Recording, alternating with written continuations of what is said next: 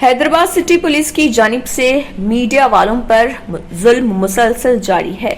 गुज़िश्ता रात एक मीडिया के chairman everyday news Sheikh Mohammad पर आसिफ नगर सर्कल इंस्पेक्टर ने हमला कर दिया और बहुत गंदी गंदी गालियां दी और कहा कि आसिफ नगर लिमिट से मीडिया को बर्खास्त कर दिया जाएगा।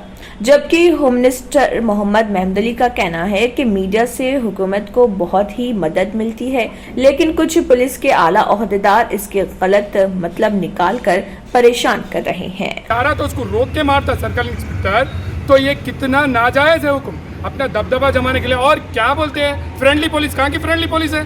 फ्रेंडली बोल के केसीआर साहब का जनाजा निकाल रहे, केसीआर साहब की हुकूमत को बर्बाद कर रहे पुलिस वाले। एक पुलिस ऑफिसर को 5-5 साल कमिश्नर देते क्या? एक पुलिस ऑफिसर को 3-3 साल तक रखते क्या? एक जगह पे ट्रांसफर करने नहीं आ रहा केसीआर साहब को, किसको भी, और अंजनी साहब को कुछ भी नहीं आ रहा। खाली बैठे हुए खाली आके ईद मुबारक, वो मुबारक, इतला उंदी अटला उंदी, पोंगल इतला उंदी अटला, ये सब नहीं होता साहब। आप जो सो फील्ड पे आइए, एक पीएस को आके आप जो है सो देखिए क्या कर रहे हैं, गली में क्या कर रहे हैं, वहाँ प्रॉब्लम क्या है पब्लिक की। देखिए होटल रात तमाम खुलती, गांजे मारते रोजाना, मर्डर हो रहे रात में, दिन में रेपा हो रहे, कोई कुछ बोलने वाला है? एक रिपोर्टर को जो हक के वास्ते आवाज़ उठाने वाले को मार मार के टांग सुला दिए, कितना बुरा हाल है बोलो आप। अब ज़्यादा बोलना नहीं चाह रहे, अगर ज़्यादा इससे ज़्यादा मैं कुछ बोलना नहीं चाह रहा हूँ। रिक्वेस्ट कर रहा हूँ कमिश्नर साहब से, आप तो पहले अगर उतरना चाह रहे तो आप उतर जाइए, क्योंकि आप संभाल नहीं सक रहे सिटी को।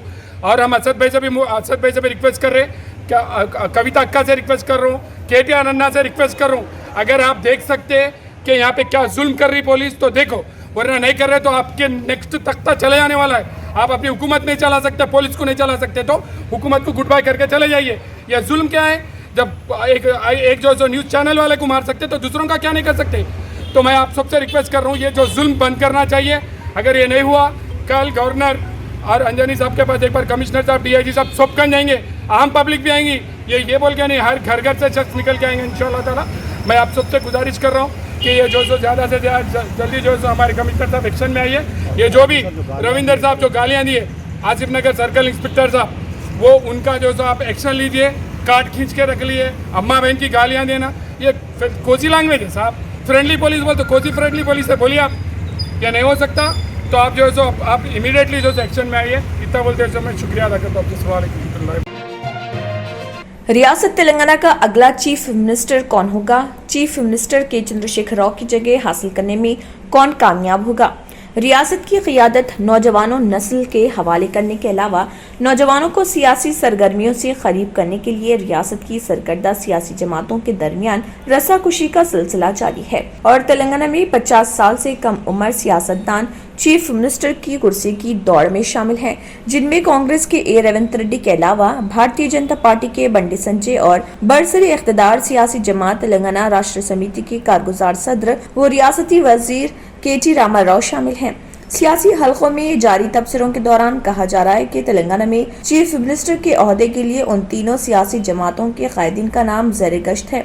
तेलंगाना राष्ट्र समिति के दोबारा इख्तिदार में आने की सूरत में चीफ मिनिस्टर के चंद्रशेखर राव के फर्जंद KT रामाराव को चीफ मिनिस्टर बनाए जाने के इम्कानात रोशन हैं, जबकि कांग्रेस की इख्तिदार हासिल करने की सूरत में मौजूदा सदर प्रदेश कांग्रेस A रेवंत रेड्डी को कांग्रेस की जानिब से चीफ मिनिस्टर का ओहदा दिया जा सकता है। कांग्रेस के जराये का कहना है कि कांग्रेस पार्टी आला कमान की जानिब से चीफ मिनिस्टर के उम्मीदवार का इंतखाब किया जाएगा, लेकिन जो सूरत हाल नजर आ रही इसमें खूबी इम्कान है कि कांग्रेस आला कमान की जानिब से A रेवंत रेड्डी को ही चीफ मिनिस्टर के उम्मीदवार के तौर पर पेश किया जाएगा, क्योंकि A Revanth Reddy chief minister के चंद्रशेखर राव से रास्त मुकाबला कर रहे और उनकी सियासी तनकीदों का रास्त निशाना TRS सरबराह KCR होते हैं। तेलंगाना में भारतीय जनता पार्टी को इस्तेकाम हासिल होने की सूरत में भारतीय जनता पार्टी जोड़ तोड़ की सियासत पर अमल करने के इक़दामात कर सकती है और अगर बीजेपी को काबिल लिहाज नशस्तों पर कामयाबी हासिल होती है तो भारतीय जनता पार्टी बंडी संजय में पार्टी का मुस्तकबिल देख रही है और कहा जा रहा है कि बंडी संजय की क़ियादत में तेलंगाना में पार्टी को इस्तेकाम हासिल हुआ है तो उन्हें इसका फल मिलेगा। शहर हैदराबाद के इलाके बंडलागुड़ा के MRO फरहीन शेख और उनके ऑफिस के ओहदेदारों ने मिलकर लाल दरवाजा के मंदिर को बोनाल चढ़ाया। इस दौरान मीडिया से बात करते हुए बंडलागुड़ा MRO फरहीन शेख ने मज़ीद तफसीलात से भी वाकिफ करवाया। आज हम लोग बंडलगुड़ा मंडल ऑफिस के तरफ से लाल दरवाज़ा सिंहवाहिनी महंकाली अम्मावारी टेम्पल में, माता जी के टेम्पल में हम लोग बोनम ऑफिस के तरफ से चढ़ाया गया। और ये इस कोरोना जो कोविड के वजह से पूरी दुनिया मतलब इम्पैक्ट हो गई और सब लोग परेशान हैं। ये परेशानी से हम सबको दूर करने के लिए हम सब लोग माता के मंदिर में जाके बोनम आज चढ़ाया गया। कांग्रेस पार्टी के सीनियर पार्लियामेंट्रियन व साबिक मरकजी वजीर जयपाल रेड्डी की दूसरी बरसी के मौके पर तेलंगाना प्रदेश कांग्रेस कमेटी के कायदीन ने उन्हें भरपूर खराज अकीदत पेश किया।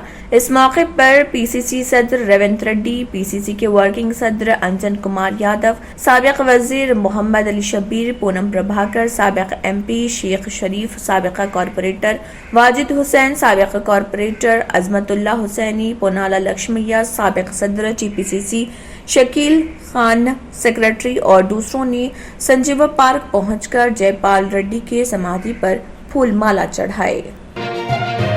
Chief minister Andhra Pradesh YS Jagan Mohan Reddy ने कोरोना की सूरत-ए-हाल पर आला सतही इजलास मुनक्किद किया और ओहदेदारों को हिदायत दी कि वो इम्कानी तीसरी लहर के पेश नज़र चौकसी बरकरार रखें और टीका अंदाजी की मुहिम में शिद्दत पैदा की जाए। चीफ मिनिस्टर ने तीसरी लहर से निमटने के इक़दामात पर ओहदेदारों से तफसीलात तलब की। उन्होंने कहा कि सरकारी दवाखानों में ऑक्सीजन की सरबराही और दस्तयाबी को यकीनी बनाया जाए। उन्होंने प्राइमरी हेल्थ सेंटर्स में ऑक्सीजन कंसंट्रेटर्स की फराहमी की हिदायत दी। उन्होंने कहा कि 100 बिस्तरों वाले तमाम दवाखानों में ऑक्सीजन जनरेशन प्लांट्स कायम किए जाएं। हुकूमत की जानिब से खानगी दवाखानों को 30% सब्सिडी फराहम की जाएगी। उन्होंने ओहदेदारों से कहा कि नए मेडिकल कॉलेजेस के लिए अराजी की फराहमी का अमल तेज किया जाए। कोरोना वायरस के केसेस में इजाफा होने के सबब केरला की हुकूमत ने एक बार फिर सख्त इक़दामात उठाना शुरू कर दिए हैं। रियासत में इख्तिताम हफ्ते पर सख्ती बरकरार रखी जाएगी और मुकम्मल लॉकडाउन नाफिज किया जाएगा। इस बार 31 जुलाई और 1 अगस्त को मुकम्मल लॉकडाउन नाफिज किया जाएगा। रिपोर्ट के मुताबिक केरला हुकूमत की जानिब से की गई इतला के मुताबिक हफ्ता और इतवार को रियासत में सख्ती बढ़ती जाएगी। इसके अलावा रियायत सिर्फ पीर से जुमे तक फराहम की जाएगी। रियासत में इख्तिताम हफ्ते पर मुकम्मल लॉकडाउन होगा, ताहम इस दौरान किताबों की तबात से वाबस्ता अफराद को काम करने की इजाजत रहेगी। केरला में यह फैसला ऐसे वक्त में लिया गया है जब पिछले कुछ दिनों में कोरोना के मामलात में तेजी से इजाफा हो रहा।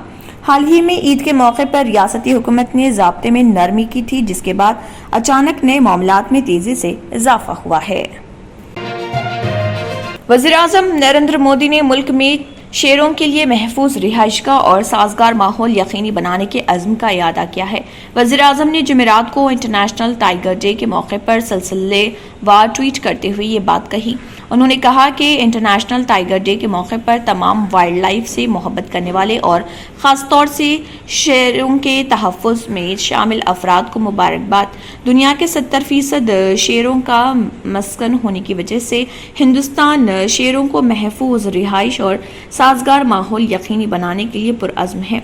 उन्होंने कहा कि मुल्क में 51 टाइगर रिजर्व हैं जो 18 रियासतों में फैले हैं। शेरों की आखिरी गिनती साल 2018 में हुई थी। इसमें शेरों की आबादी में इजाफा दर्ज किया गया। हिंदुस्तान ने टाइगर कंजर्वेशन से मुत्तलिक सेंट पीटर्सबर्ग एलामिया में मुतय्यना वक्त से 4 साल कबल शेरों की आबादी दुगनी करने का हदफ हासिल किया। अगर आपने हमारे चैनल को अभी तक सब्सक्राइब नहीं किया है तो यहाँ पर रेड कलर का सब्सक्राइब बटन दिख रहा है, उसे क्लिक करें और हमारे चैनल को सब्सक्राइब कीजिए और साथ ही साथ बेल आइकन को भी क्लिक कीजिए, जिससे आपको ताज़ा अपडेट मिलती रहे।